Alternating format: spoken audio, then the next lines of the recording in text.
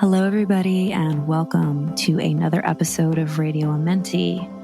Today, I have on the brilliant, talented, and hilarious Cory Allen. Cory Allen is the host of a podcast called The Astral Hustle, which I have been on a handful of times, but he's also a meditation teacher, an audio engineer, and the author of a book that just came out called Now is the Way, which is an unconventional approach to modern mindfulness. The foreword is written by Aubrey Marcus, and honestly, I can't speak highly enough about this book.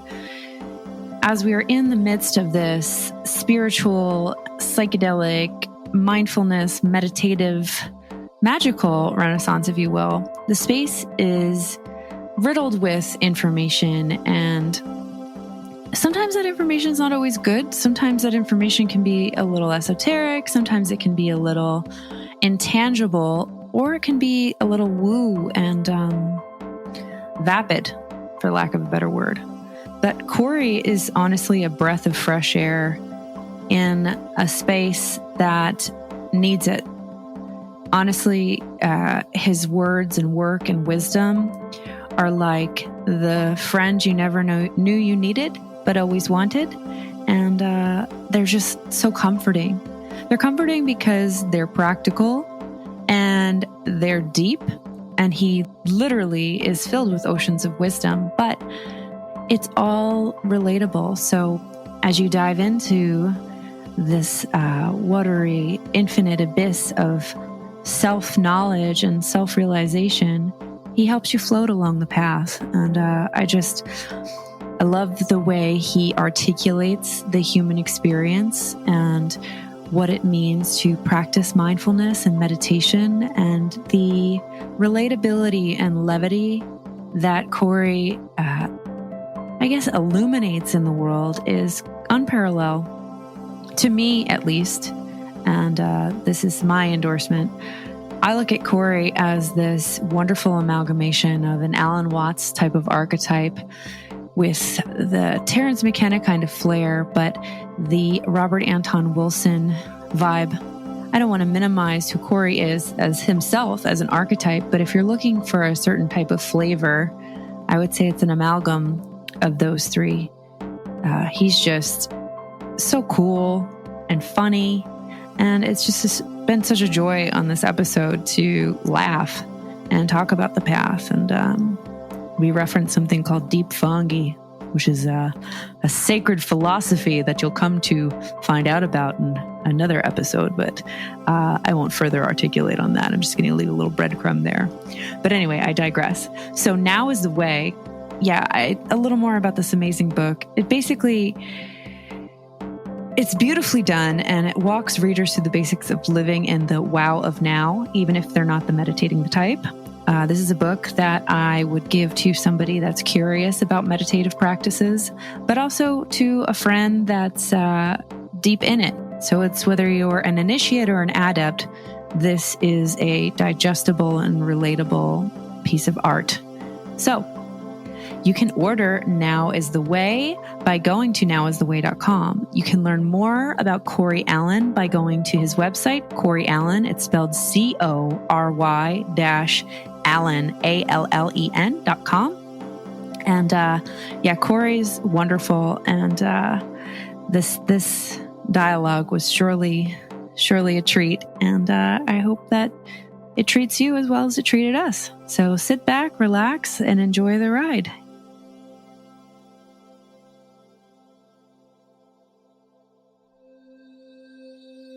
Welcome to Radio Amenti, embracing the eternal now, where minds and timelines merge, inspiring synchronicity, awakening potential, and making sense of change.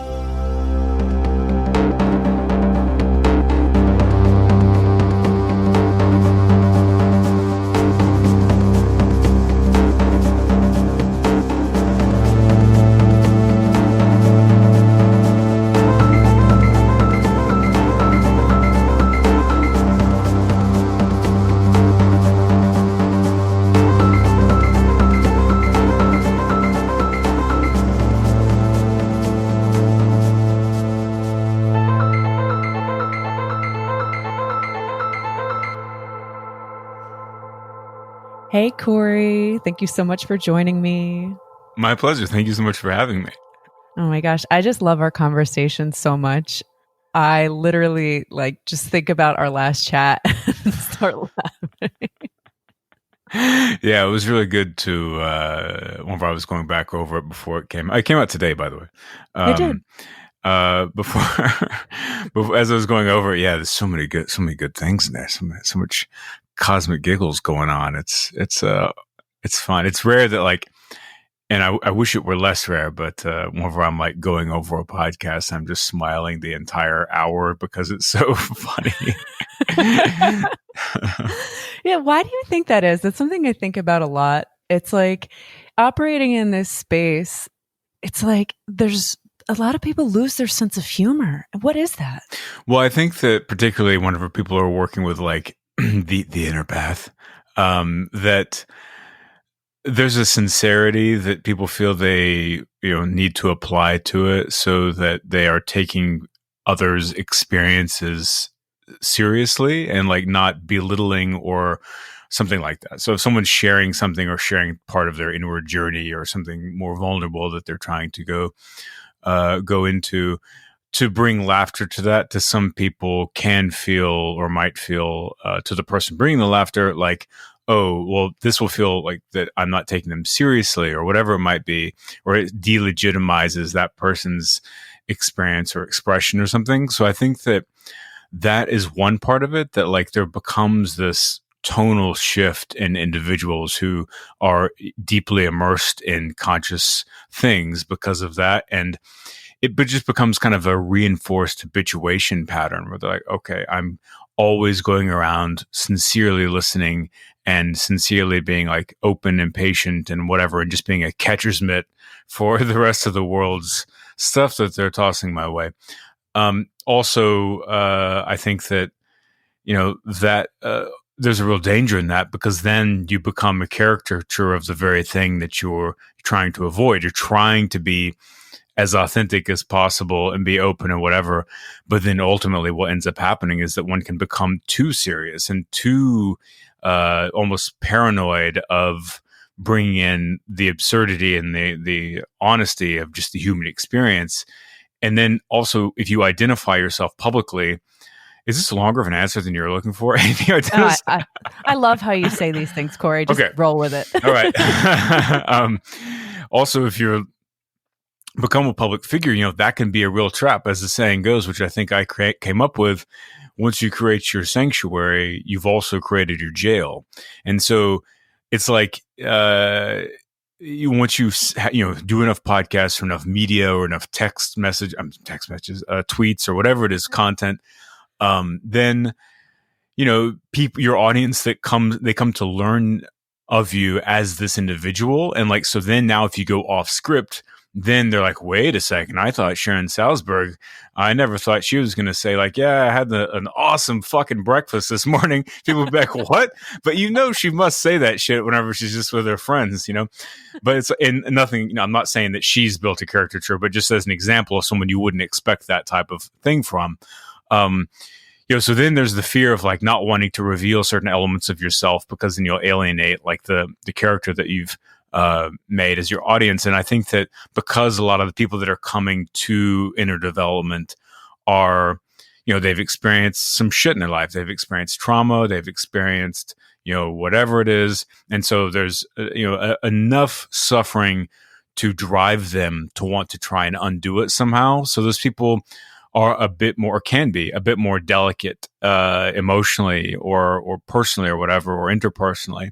And so a lot of the quote unquote teachers, they understand that and respect that. And so they are very gentle and all that stuff. And I think just kind of extracting the laughter from it, being soft, being gentle, keeping it all G-rated is a way to, I think, serve that group. But to me, it's just not who I am, for me anyway. And I think keeping people guessing is that's what keeps things exciting, right? And I mean, because we're all unknown, and I think that there's all these elements of this. No matter how much time you spend with somebody, you're never going to know all of what they can bring. You may be able to make good guesses, but that's one of the, things about like geniuses is they don't say what you might expect them to say something that you hadn't thought of, but you never know how they're going to answer a question. And it's because they're always like connected to the conduit web of thoughts and ideas and what's in front of them and the conceptual matrix that's churning and unfolding and drawing from that. And that's why someone can make you think of new things, is because there's these two distant, it seems like this, like I struggle from this, not putting myself in the class of people who are geniuses.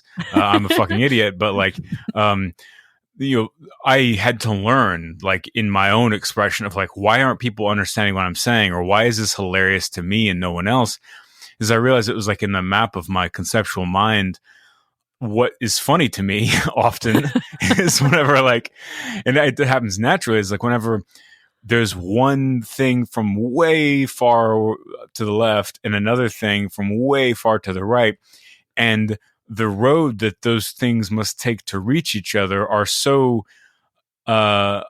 uncommon and peculiar that's what creates the absurdity, which makes them funny. And so to me, that's what's funny. So if I just say the connection I've made, it doesn't make any sense. And I had to learn like, oh yeah, I should probably like learn to translate how I'm getting to this thing, why it's so funny, Totally. I mean, it's a refined gift to get to that point, because it's a funny thing. Like when I explained to you the whole deep fungi philosophy, the one and only, that is the truth. It is. This has become a litmus test now for me. Does somebody think this is funny? Can you operate in a space where we can have these deep philosophical conversations with the nature of the universe and how incredible this life experience is, but then also laugh at like the absurdity, because everything is absurd. Yeah, it is. Yeah, I mean, I think we chatted about this a little bit on our podcast we did on the Astro Hustle recently, but like, to me anyway, in order to like grasp all of the philosophical shit that we're talking about and all of the inner life stuff, your awareness has to get really big. And when your awareness gets big, like as a byproduct of that, you become aware of the absurdity of being. And like, to me, those things just live right next door to each other, or perhaps they're the same thing. Yeah. I mean, I feel like laughter is like the ultimate form of enlightenment in a lot of ways, because it's this thing that like, it's a no mind involuntary experience that arises from intellectualized place. So it's coming from like deep, it's literally come in my, mind's eye and my self-analysis. It arises from the same place I would say that like quote unquote source arises from in the body.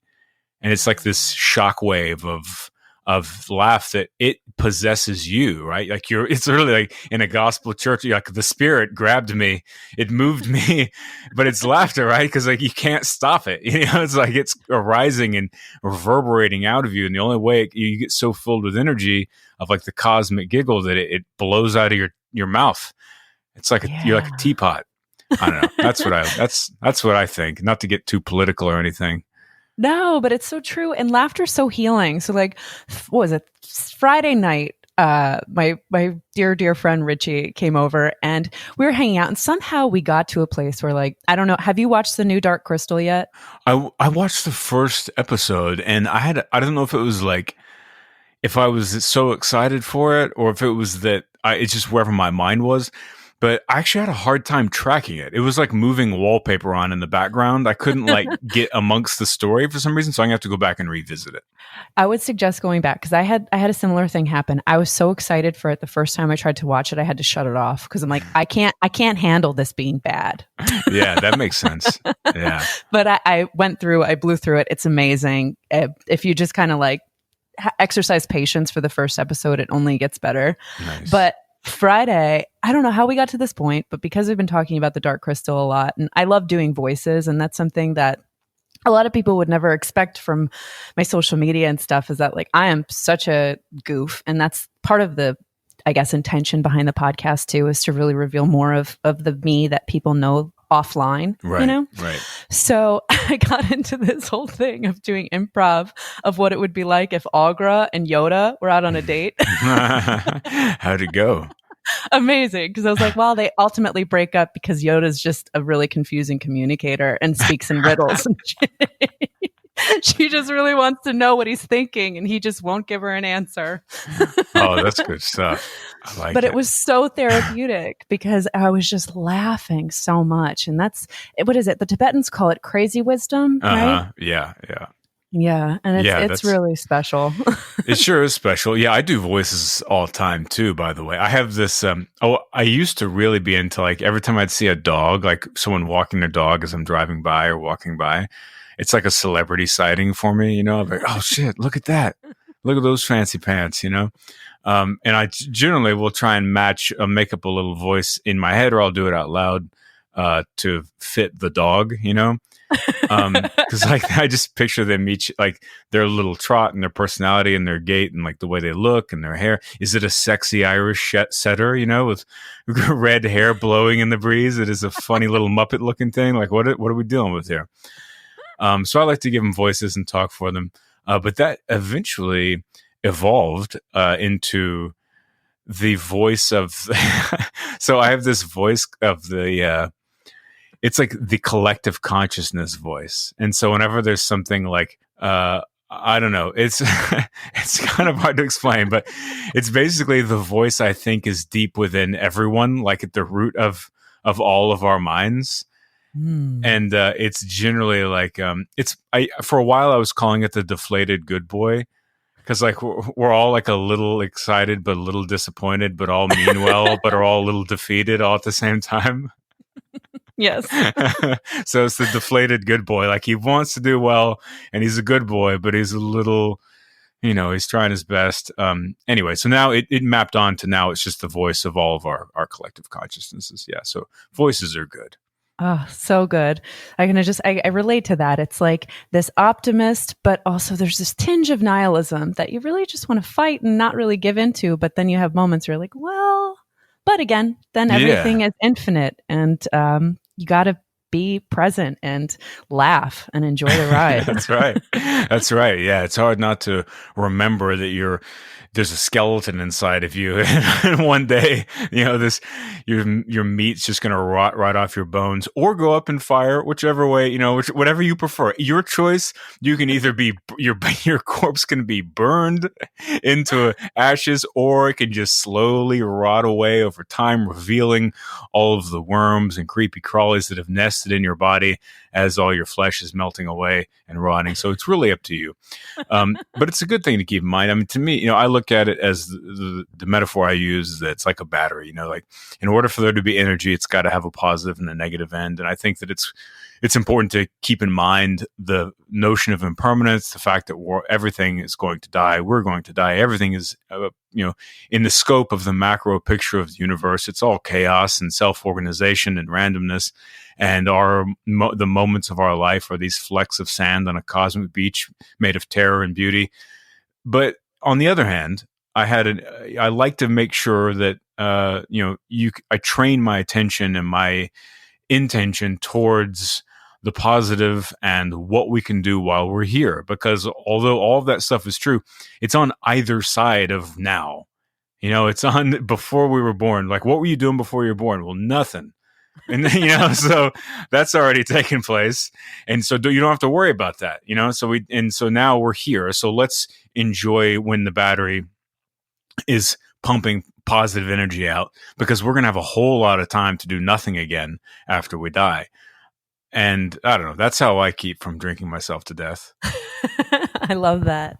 Well, I mean, getting to that point is a journey, right? Like, before I really went deeper into my own awakening and practice, I had just such a crippling fear of death and just anxiety about time. And, oh my God, I got to do all this and I got to be all this and I have to. But then it wasn't until I really broke open my head and started experimenting with entheogenic medicines and meditation that got me to that point. So, like, in your path, like, how did you get here?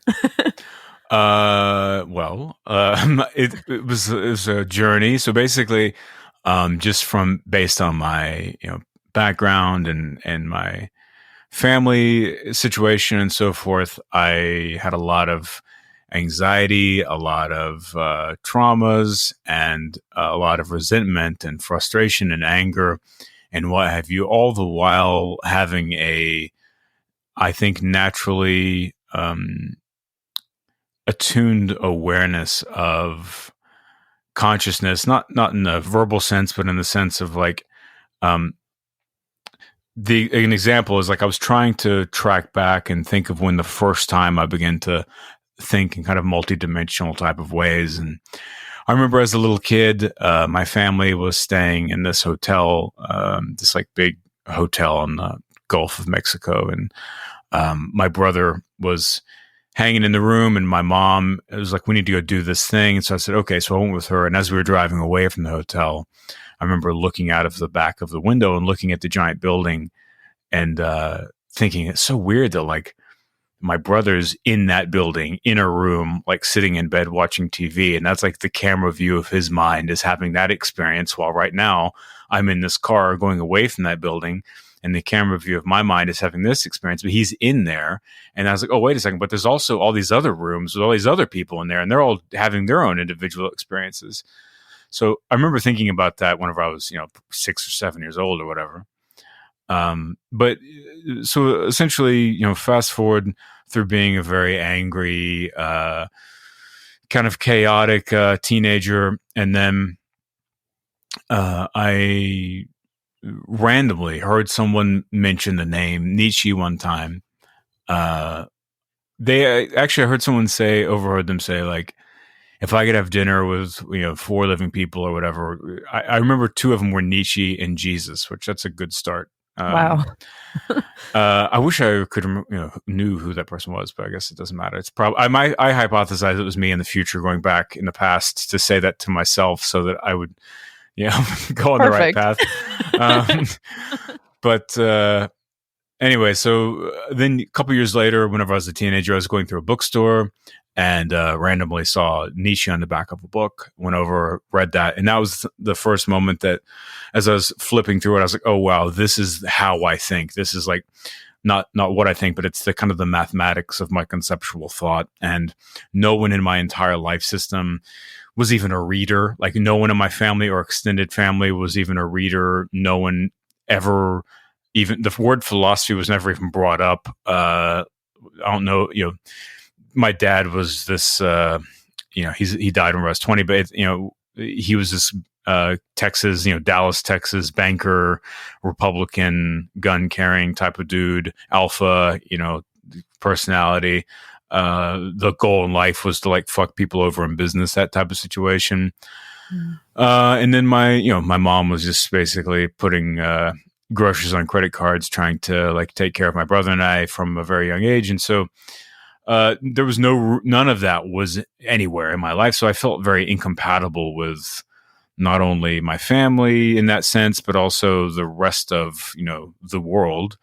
And because of conditional love and being parented through fear and manipulation and things like that, it left me very, cynical and untrusting and just destructive attachment all around. And reading Nietzsche for whatever reason was like, oh, this is like a father figure in this way. It really put my mind into this map of thinking in that way. So I got super obsessed with philosophy, read it like crazy.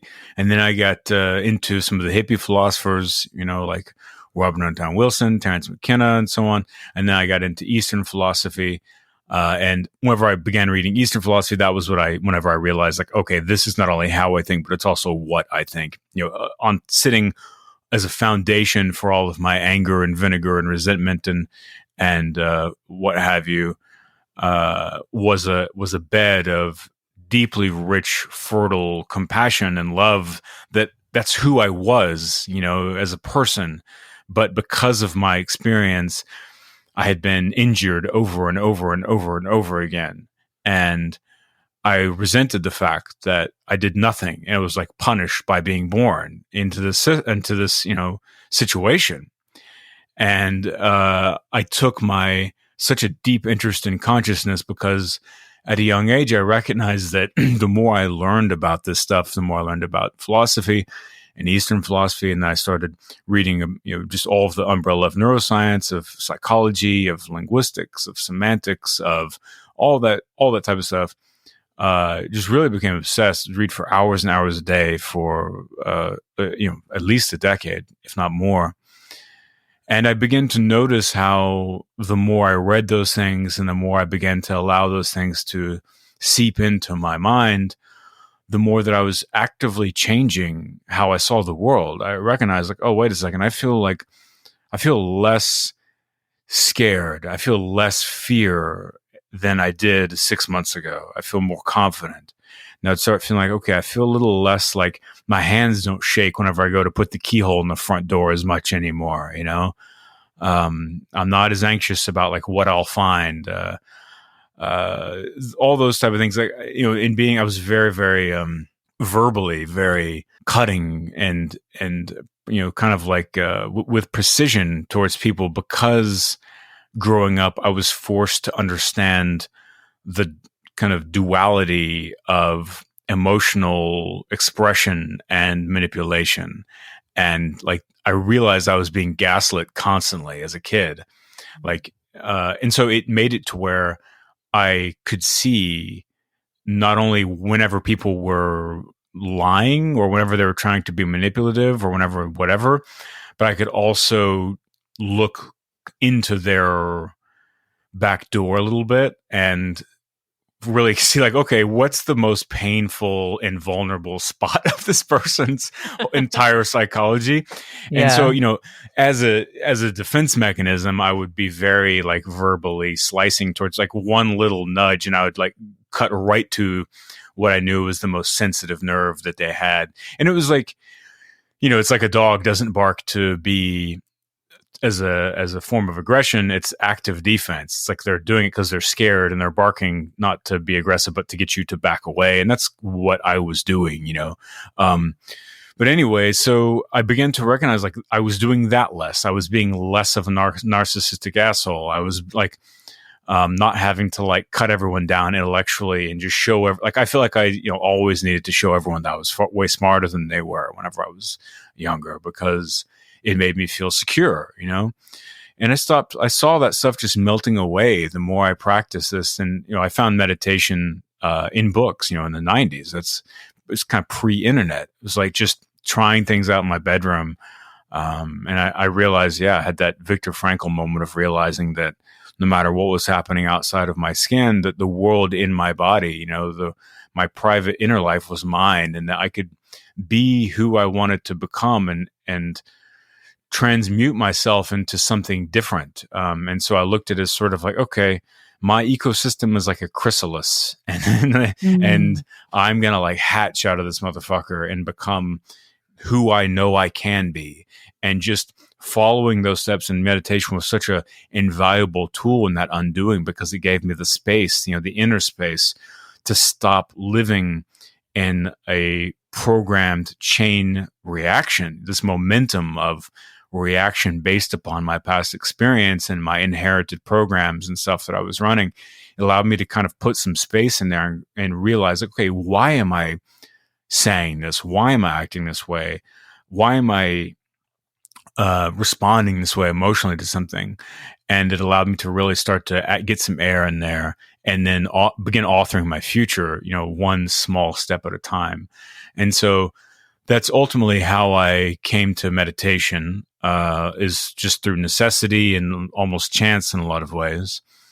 And that is why ultimately I am on the path I am now, 20 years later, or how old am I? Yes, more than 20 years later, because I realized that you can literally think your way into a better future, into a better you, into a better life. And the more that you put in the effort to understand yourself, to increase your awareness, your self-awareness, to connect more deeply to the world around you, to embody your soul and your spirit and allow yourself to accept what is, and to allow the fullness of what you are come through from the root of your source, from the root of the arising of your consciousness, and pass through and let it thrive without letting your inner critic or the whole intellectual game chew up your essence, that you can truly allow your brain to rewire itself and allow your neuroplasticity to shift and change and alter itself and become more positive. You can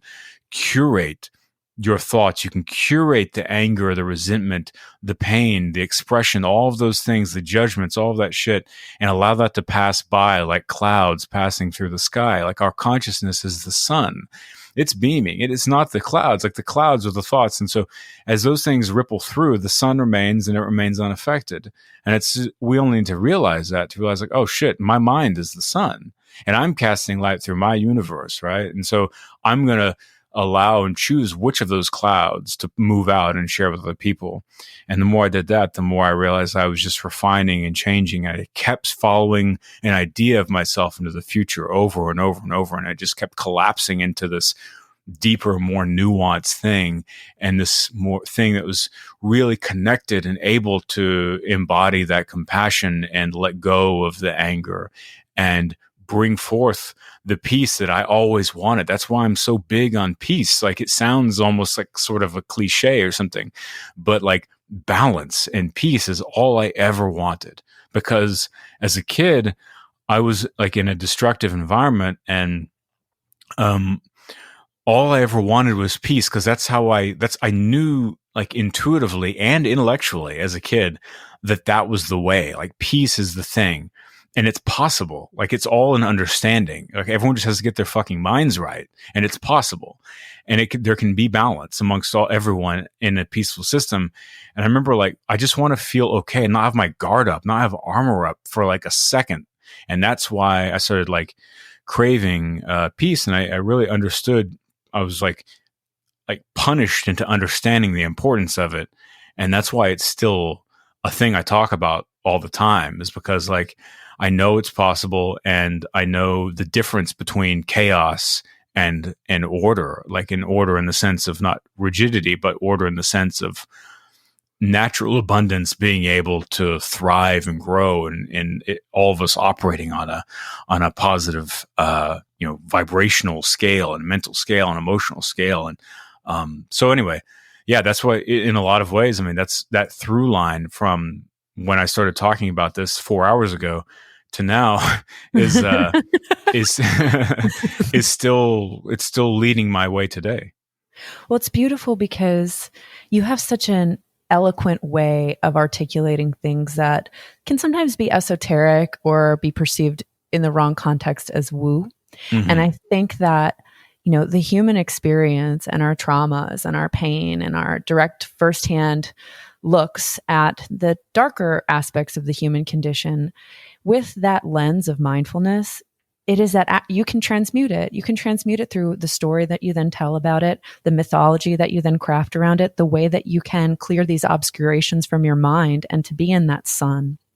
And what I love so much about your work and how you articulate this path is that it just feels like I'm listening to a friend that I want to just like hang out with and talk to, but is also just so wise and cool. Like it's really nice. Oh, thank you. Thank you. That means a lot to me. I think that, a part of, like, for me anyway, an important part of the undoing was allowing, myself to be who I am, and to accept and really be comfortable with what I am. And I realized that to do that, and maybe it came from a long history of judgment and shit talking. But it made me realize like, oh, right. In order to feel that way, you have to also accept everyone else. And in order to see, you have to be seen. And it was a real humbling and learning experience for me to see that, okay, I spent a lot of my life like either coddling the light side of people or judging the dark side of people. But at some point I realized that all of us have those polarities, and that those are really skin deep in a lot of ways, and that the way to really connect with someone and to have that instant friend feeling, that instant comfort feeling, I'm very grateful that a lot of people in my life tell me that whenever we hang out, that they're like, I like hanging out because I just feel like comfortable. Like I feel calm whenever we're hanging out, together. And I'm incredibly grateful for that. And I think it's because I intentionally, spent a lot of time like figuring out that if you talk to like through that light and dark, past those polarities, straight to the heart, that's how you actually can really touch that place where we're both human. That's where our humanity lives, And um, I also recognize that in a conversation and a connection, that it's two hands shaking, and that what you bring to an interaction sets the table for the situation. And so if you bring openness and peace, that sets the table, and it allows other people who may be experiencing, discomfort or fear or just general anxiety or having an active inner critic or whatever, which, through no fault of their own, it allows them to see that, oh, wait a second, I can let me out. I can be comfortable and I can feel like a friend. And I think that that's super valuable. And I'm grateful that you feel that.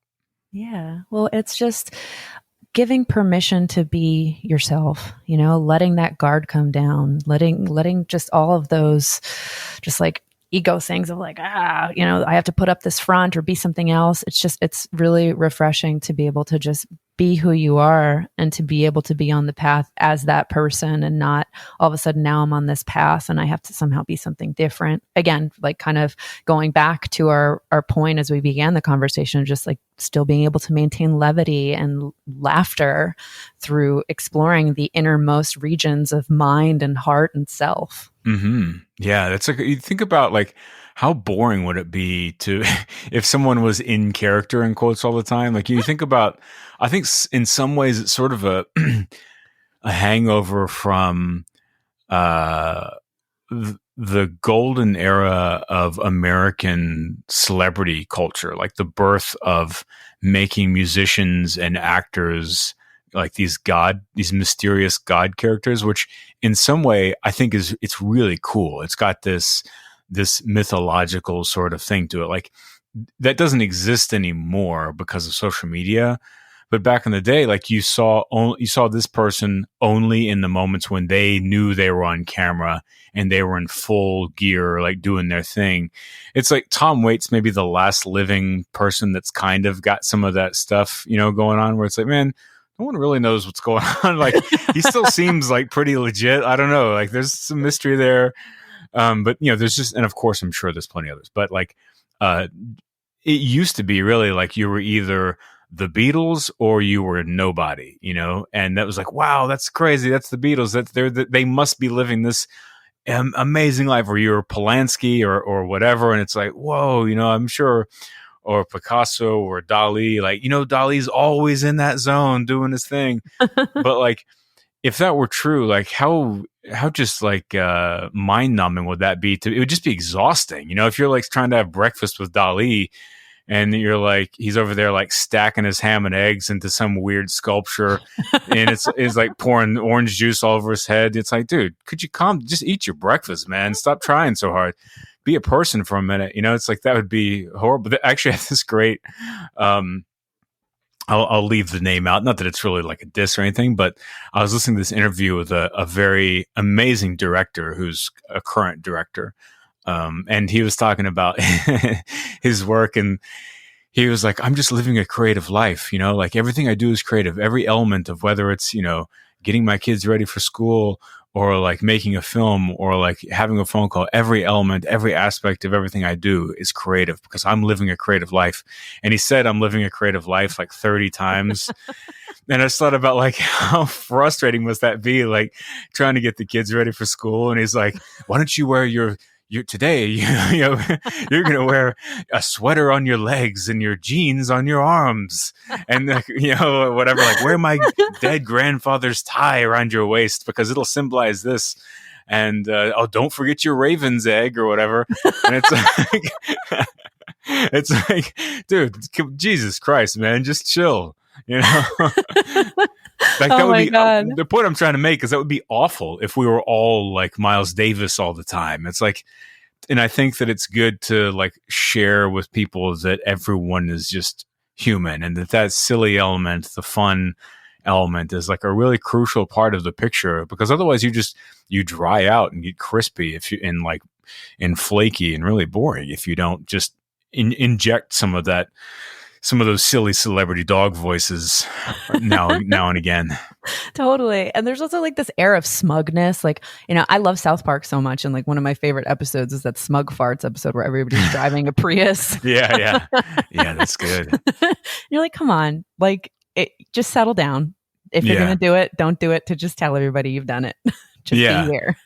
Yeah. And the best part, the most like amazing thing to me is like some friends of mine that are musicians or artists or whatever, like they are the sweetest, like also silliest people. But then when they're doing their thing, they're like, oh my God, they break into this thing that's like magic, where I'm like, holy shit, how's that a friend of mine? You know what I mean? Like like whenever I hear their record or they're like performing or something and I see it, I'm like, oh my God, that's amazing.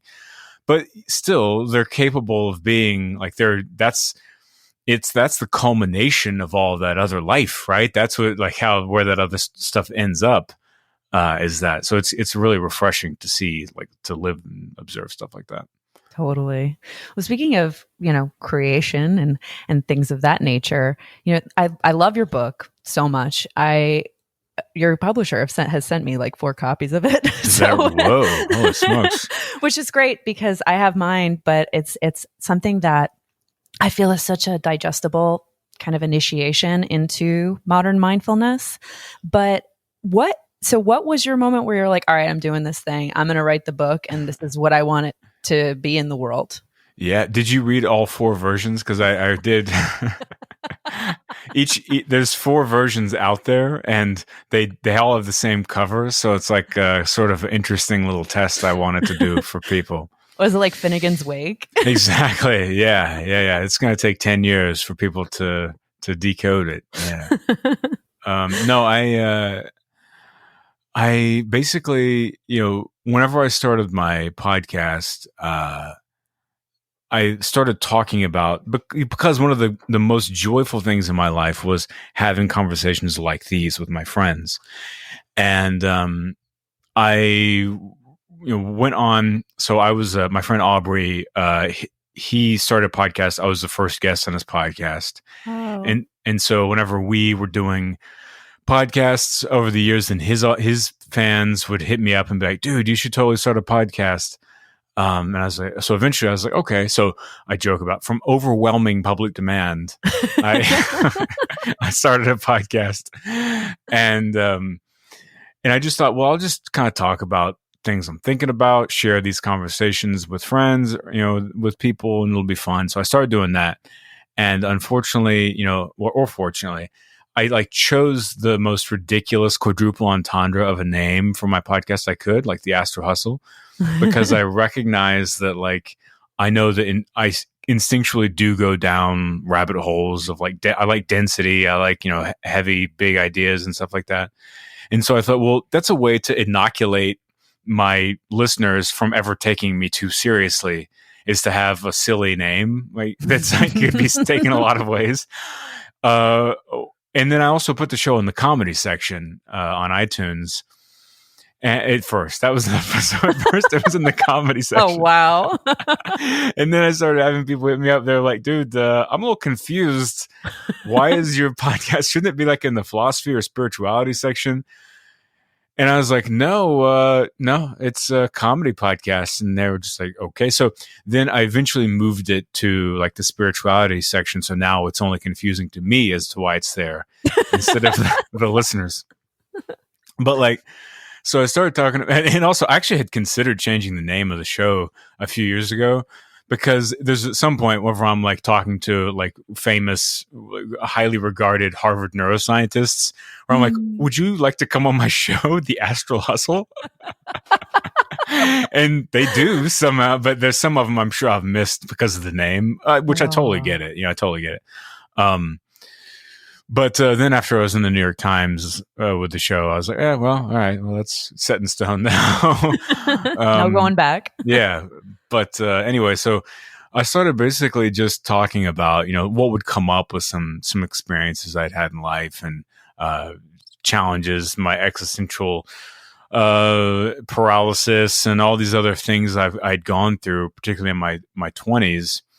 And listeners would hit me up and really surprise me a lot of times by saying like, hey, I'm experiencing that right now. And I'm like, really? I thought I was the only one that experienced that specific philosophical or existential or spiritual, trauma or crisis. And it was illuminating to me. It was very much a teaching because it made me see that these weren't me problems. These were universal problems. These are things that just humans experience, but often don't have the language around. And it, comes up for, I think, many people in society as emotion, but they don't really have the toolkit or they haven't experienced the type of things that would show them, like point them as to why they're feeling a certain way. You think about like most people in society, let's sidestep the marketing machine that's using billions of dollars of ad money to tell everyone that's not good enough, so they'll keep buying more shit. But outside of that, there's a general ache in the human condition, right? People like, why am I here? Like, why do I feel dissatisfied? Why do I not feel like enough? Why do I feel like I'm longing? Why can I never feel like I accomplish enough? Like, why do I feel lost? Why does everyone else not seem lost? These are just universal things. Like, should I have done this in my life? All that shit. Everyone feels that stuff. And these are all the philosophical, these are the philosophical issues and the, quote unquote spiritual issues that we're dealing with, but people just feel them as like emotions, and they, tend to sort of either sit with them and not address them and then suffer. They just suffer their entire lives. And so I realized that. And then I also was in an interesting position to understand what issues around this are the most common. What are the ones I'm hearing from the audience the most? And it allowed me to kind of see like, all right, here are the top 50 things that people are dealing with. Then at the same time, I put out a meditation course, an online course, which is licensed to Onnit, this big company.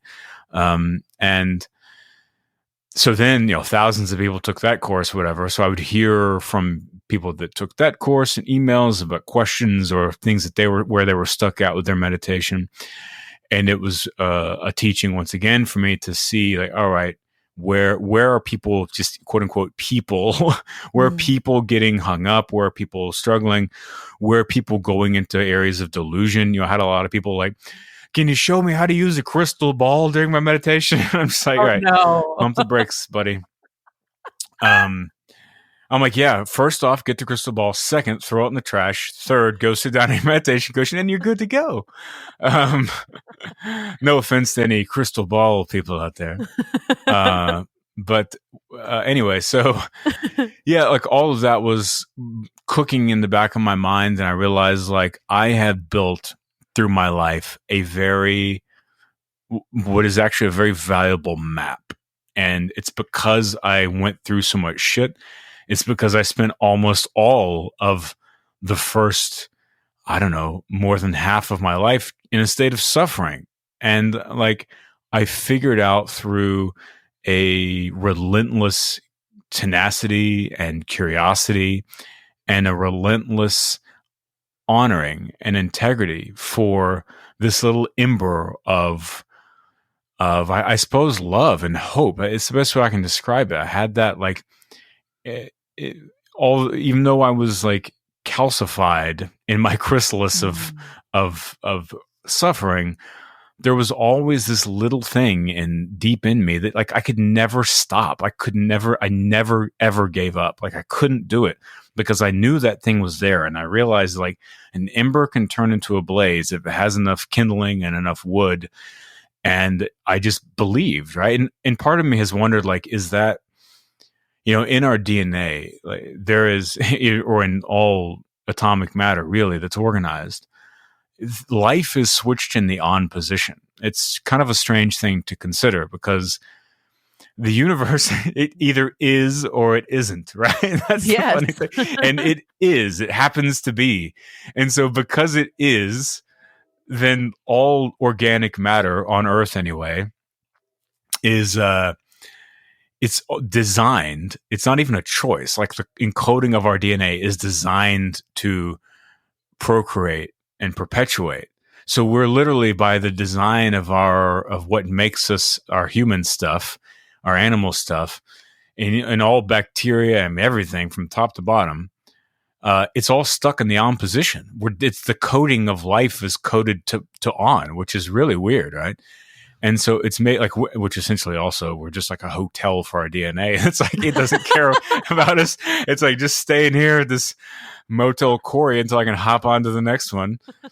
And so anyway, like I've wondered if that thing is that a survival, like at the core DNA level of just like keep going, because I'm designed to go. And so anyway, so I developed a great map, and I know it all works because I lived through it. And I realized like this could be a really useful guide, and that's what we should do to be good ancestors, to be good cohabitants of Earth and good parts of our species. You know, I look at each of us as a cell, and the animal that all of these cells make are the humans, is the human species, you know? And so be a good cell, be a good healthy cell, and do what you can to help your other cells, because we're all equally important. And that solves the existential issue of feeling of meaningless. Whenever we feel like we are meaningless because we're one human being amongst billions, amongst trillions that have lived and gone, and we realize, well, we're all going to die, and nothing, all of us seem inconsequential amongst the pure amount of all the other human beings alive. But whenever you look at each individual, you realize that sure, you are one of 7 billion, and that big thing seems overwhelming. But in order for the big thing to exist, all of the tiny singular things have to exist to create the big thing. Otherwise, the big thing isn't here. So even though that we feel insignificant, truly everything we do and everything we are, every part of our life is hugely important, because we all need to be here to create the big thing that seems overwhelming to us, And so that is what led me, all of this stuff is what led me to creating the guide, the book, the path, the map is the way I look at it. And it was just my intention to do it with as much, with all the things we've really talked about in this podcast, with the lightness, the ability to take big ideas and simplify them in a way that not to discard nuance, but to collapse the complexity into layers. And so that if you are picking up a book like this for the first time, you'll get something out of it, and it's clear, crystal clear. It was very important to me, given that it's something that can lead to delusions. You read about the mind, you read about the inner path, that people can spiritual bypass quite easily and are often drawn to do so without even realizing it.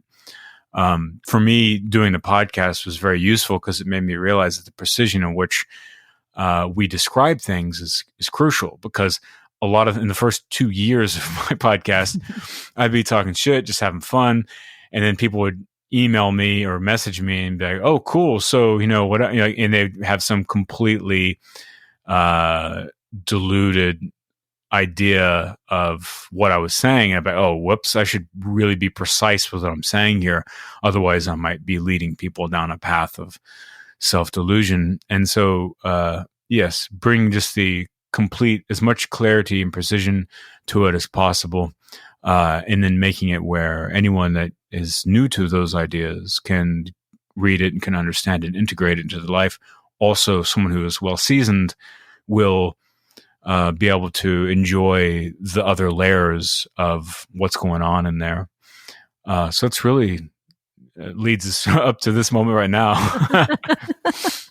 Yeah, it's so good because, like you said, it's great for somebody new onto the path, but for someone like myself, it's just so comforting. It's so comforting to read the words and find resonance and be like, oh my God, there is this amazing being in the world that can articulate these ideas in an inspirational way that tickles my imagination and just feels good to read and look at and to just know exists in the world.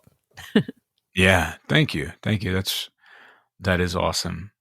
So what's coming up next? Are you going on a book tour? What is segueing into 2020 look like for you? Well, I have to write versions 5 through 8 of the same book now, and then those will come out in the right after the new year. No, basically, yeah, I'm going to just see the book through, continue with the long runway of it taking off and going into the world. And then I intentionally have tried not to commit to any big projects for next year so far because, yeah, I want to just continue to be open and flexible and see how this spreads into the world, and then be able to use that open space to choose the wisest path forward to continue doing what I want to do. It's beautiful. Yeah, that's such a good intention. You know, you learn so much from the publishing process, right? Mm-hmm. And then it being out in the world is a whole other journey. So yeah, definitely. And I feel very grateful to have the luxury to be able to do that. You know, I mean, it's yeah, it's like I just feel really, really lucky to be able to just kind of chill and do what I'm doing and keep doing my thing, and not have to be like, all right, now I need to come up with another book immediately, or I need to do this or this or this, and yeah, so that's good. Yeah. Well, the beautiful thing about the book is the book can kind of further inform the work that you have that's existing and open up new listeners to the Astral Hustle. But then, you know, you have beyond the meditation course, you also have binaural beats as well, right? Mm-hmm. Which is really, those are awesome. I remember we did the video on them a while back. Oh yeah, thank you. Yeah, this is I feel like the great thing about it is that it's really, I joke about, it's not really even a joke, that I did structure it like almost like a business book, because so many, first off, you look at like the books around like mindfulness or somehow tapping into the abundance of now. The great works on those things are all like 50 years old. You know, they're still amazing and they're timeless and they have a huge amount of value. But I think that to me it was really important to put this stuff in terms of what it means to be a person living in the modern world today, because there's a lot of new issues and a lot of new challenges, new problems that the arising and lightning fast evolution of technology has brought to us, where with all those advancements, we're also suffering from new ailments. And I directly try and address like how those things can be managed and how you can get on the other side of those things. And then also, the whole the joke about the business book aspect of it is that many books speaking about mindfulness or meditation or something like that, or just general inner self-development and awakening, are quite nebulous, and generally they are nice to read and you smile while you're reading them, but after the fact you sort of just go back into your life and keep facing the same things over and over. So I wanted to make it a real bridge from knowing to doing. So you can take those elements and all of those principles and practices and really deploy them in your life and begin to see change and to build them in there and actually have them work for you. Totally. And that's the beauty, is that it's practical. It's not nebulous. I mean, something that the space is so riddled with is this like beige nothingness where you're like, I think these are words, but I don't know if they're actually saying anything. Yeah. But there's a lot of insight there. Like one of my favorite quotes that I read in it was the idea of how, you know, you're either being fed or being eaten. And that's just like, oh, it's so true.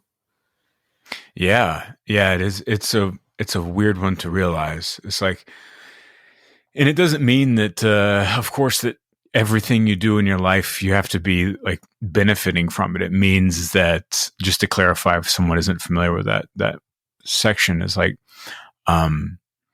if your like life force is being drawn down from something you're doing in life, then it should be rebalanced, and it's just good to recognize whenever you're allowing certain aspects or people or parts of your life or even parts of yourself to be seeping your energy out and taking, whenever that can be turned around, and you can, adjust how you're approaching those things or certain parts of your life to be able to make it where you're growing, and it's giving you life. It's sort of like, it's like whenever you meet, if you have a partner that you love deeply, loving them a lot doesn't take love away from other people.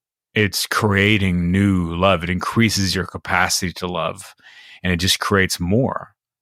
And that's how we can be in our personal lives. It's like, you don't have to like spread around all of these elements of, okay, well, I'm going to allow myself to rot away, and this, this arm's going to rot, but the rest of me is going to be really good. It's like, no, you can spread that out to the entire system. Yeah, it gives you agency over your life, where you're like, okay, I can actually choose my thoughts and the things that I'm going to allow, and how I'm going to react to the things that I allow into my life.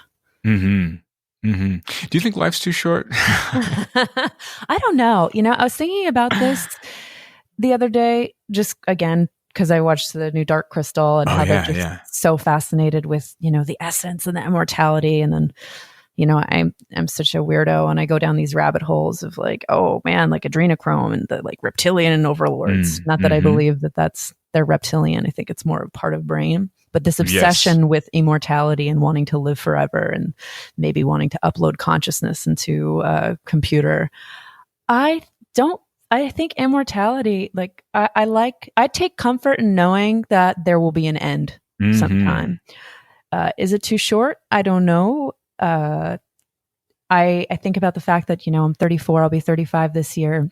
There's been a lot of life in that time, and another 30 years of that's a lot of life. Is it short in the grand scheme of things? Perhaps, but I don't know. If it's infinite, it's just a little glistening within a forever light. Yeah, I totally agree with you in the sense of like people obsessed with immortality or even life extension. They're like, I'm gonna keep injecting HGH into my brain until, this thing's gonna keep on pumping until I'm like 150 or whatever.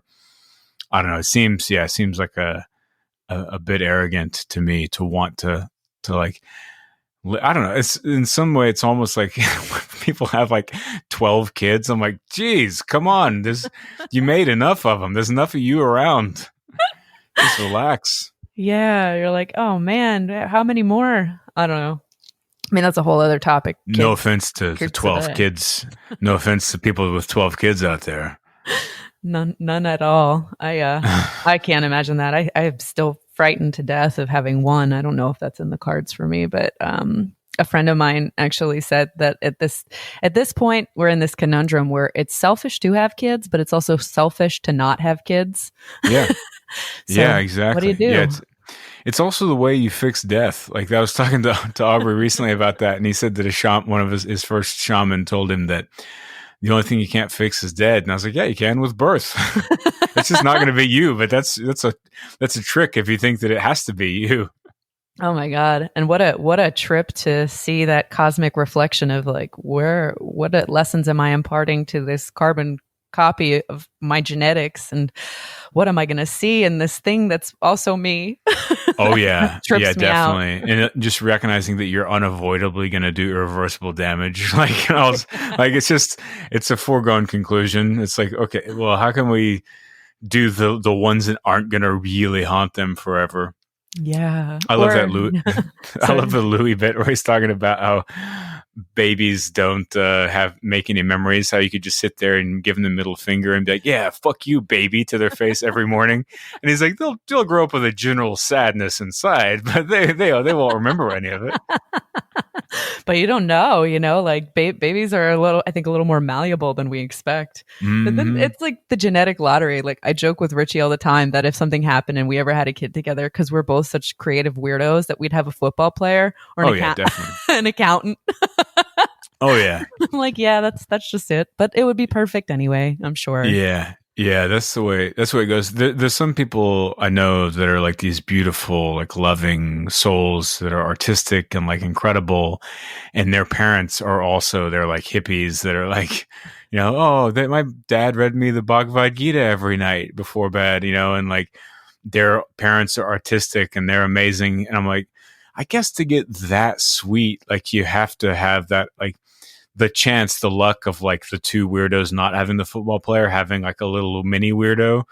So it's like, oh, they turn into a super weirdo that has all of the good weirdo lessons, Yeah. But what's funny is that there's always a counterbalance to the situations, and that those people, they tend to be a little naive. Yeah, that's true. There's always something. And it's a rough world out there. It is a rough world out there. But it's beautiful in its roughness, No, it is. It's nice. It's nice. It's fun. It's a playground of weird, of suchness. For sure. Of thatness. Of lots of thatting. It's thatting. It's thatting like crazy. I go outside, I'm like, holy shit, it's thatting everywhere. It's suching all over the place. I gotta duck all the ises. Oh, the is. And, that's thank God for deep fungi, Deep fungi's verbing all over the place. It's happening. Oh, God. Cory, it's always such a pleasure having you on. This is our first one, but it's a pleasure talking to you always. I love our conversations. They're the best.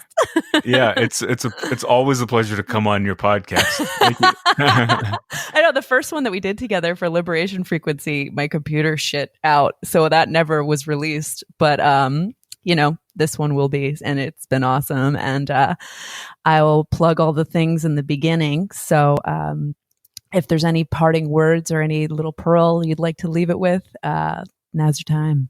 Oh, all right. Well, people ask me this question frequently, and not to diminish the fact that you just asked me it, but generally my parting words are just relax. It's all going to be fine. You're going to be fine. You'll be fine. We go through life like so anxious that things might unfold in a certain way or might not unfold in a certain way. But in order for you to get here in this spot right now, they unfolded perfectly in every instance. For you to have the luxury of time to be sitting around listening to a podcast, unless you're a head in a jar somewhere. And then you don't have to worry about a whole lot of stuff if you're a head in a jar. Things are always unfolding perfectly, and they're unfolding just as they should. And I think that we spend a lot of energy because the unknown is unmanageable by our intellect, feeling worried, feeling scared that things might not be happening in the right way. But just recognizing that if you were to look back at yourself whenever you were, a scared person going to your first day of high school, and you say, look, it's going to have some ups, it's going to have some downs, but just try and enjoy it. Enjoy the thing. Everything's going to work out fine. And look, it did. Because if it didn't, you wouldn't be listening to this right now. So trying to just, ease up on that. Just relax. Enjoy it a little bit more. Don't get too caught up in seriousness. You know that it's all going to be fine. Beautifully put. Thank you, Cory. Thank you.